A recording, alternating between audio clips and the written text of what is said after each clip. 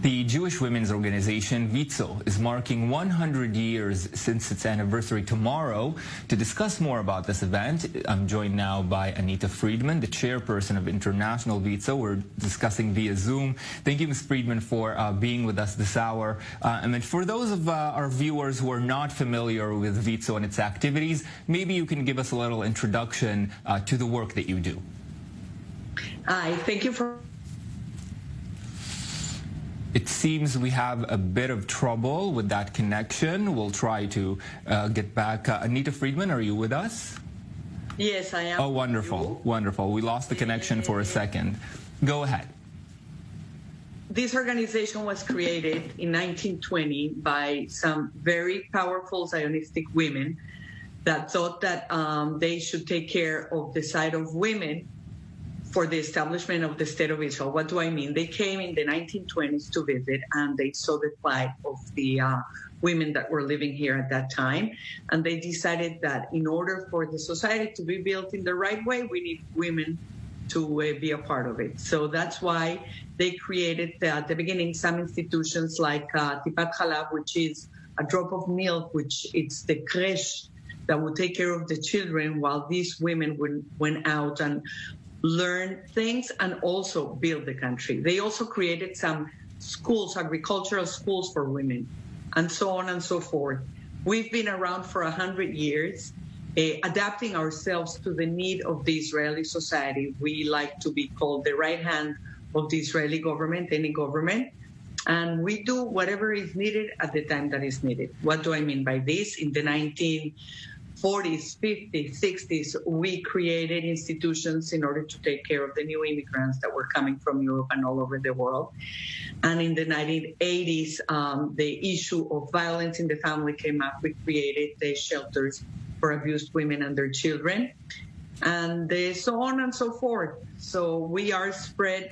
We have three main pillars. One is the youth. We have youth villages where we bring children from all over the world and from Israel to study agriculture and to give them a better opportunities in life. We have the daycare centers, of course, that for me are essential to let women go out and improve themselves.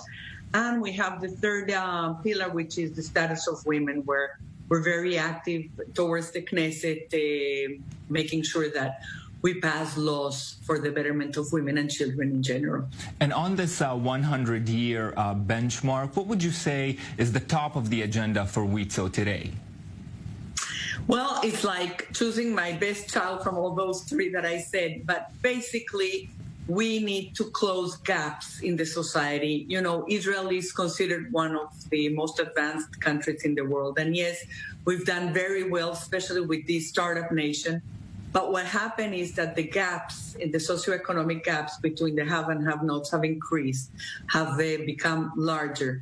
And unfortunately, we have 30 to 40% of our children population under the poverty line. So for us, closing this gap, if it's through education, not only for children and daycare children, but also for women, giving them the space and the opportunity to make sure that they become what they should become, and mostly creating leaders, because if we are not in the power, if we're not in the position of leadership, nothing changes for women and children in the society.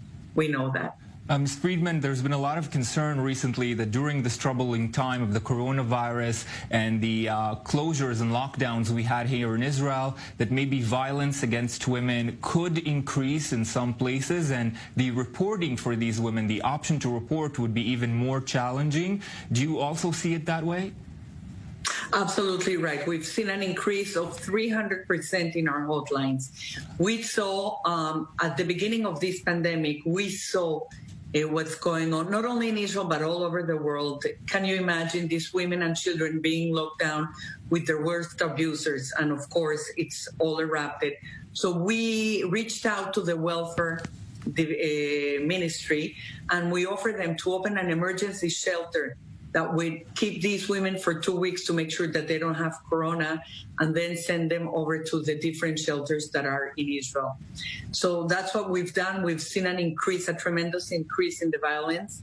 Only during this lockdown, we already seen 7 women have been murdered, 7, which is a huge number.